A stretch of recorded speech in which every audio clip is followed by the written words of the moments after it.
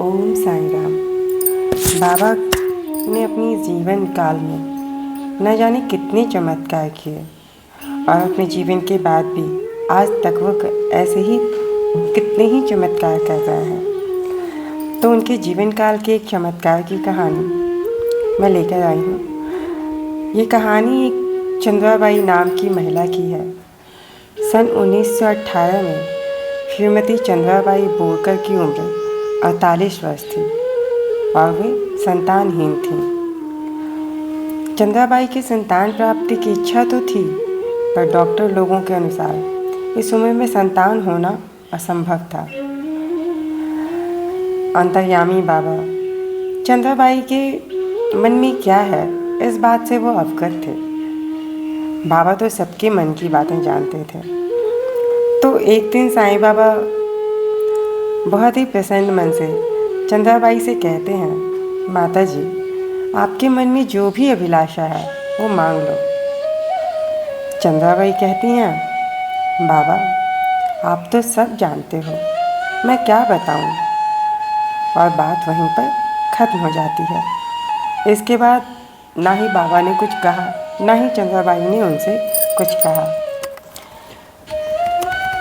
ये बात आई गई हो गई और इस घटना के 2 वर्ष के बाद अचानक से चंद्राबाई का मासिक धर्म आना बंद हो जाता है। अब चंद्राबाई को लगता है कि ये शायद उनकी गर्भवती होने की उम्मीद है, जिसकी वजह से कि उनका मासिक धर्म बंद हो गया है। और वह ऐसा सोचकर डॉक्टर के पास अपना टेस्ट करवाने जाती हैं। डॉक्टर जब उनका चेकअप करते हैं तो वो बताते हैं कि उनके पेट में ट्यूमर है और इस ट्यूमर को हटाने के लिए ऑपरेशन करना होगा।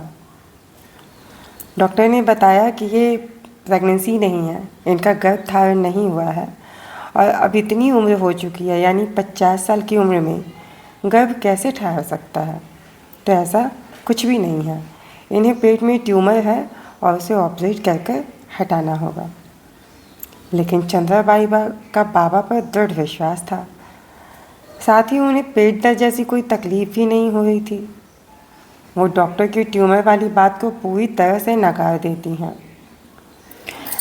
असंभव ही संभव हो जाता है।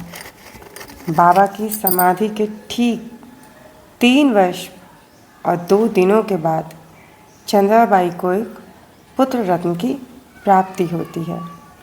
उस समय उनकी आयु 51 वर्ष हो गई थी। चेंबूर शहर में जिस घर में उनकी प्रसूति होती है, उस समय वहाँ न तो कोई डॉक्टर था और ना ही कोई दाई। एक दिन पहले तक उन्होंने स्वयं ही अपने घर के सारे कार्य कर लिए थे और चंद्राबाई प्रसूति वाले दिन रात्रि के समय बिना कोई कष्ट सहे घर पर ही एक पुत्र को जन्म दे देती हैं। तो ये बाबा की एक ऐसी लीला है जिसमें एक महिला चंद्राबाई नाम की जो थी, बहुत लंबी उम्र तक, या कहें कि एक बहुत लंबे अर्सा तक उन्हें संतान का सुख नहीं प्राप्त हुआ और उन्हें वो तब मिला, अर्थात वह संतान का सुख उन्हें तब मिला जब मेडिकल साइंस ने नकार दिया, जब हर तरह की उम्मीद खत्म हो गई। तो इससे हमें ये पता चलता है कि जहाँ हमारी उम्मीदें खत्म होती है, बाबा के चमत्कार वहाँ होते हैं। तो आप भी अपने जीवन में कभी भी निराश मत होइए। लोगों के कहने, डॉक्टर्स के कहने या किसी के भी कहने पे किसी भी तरह की परेशानी में यूँ परेशान ना हो। बिल्कुल शांत होकर बाबा का नाम लीजिए और सब कुछ उनके ऊपर छोड़कर आप निश्चिंत हो जाइए।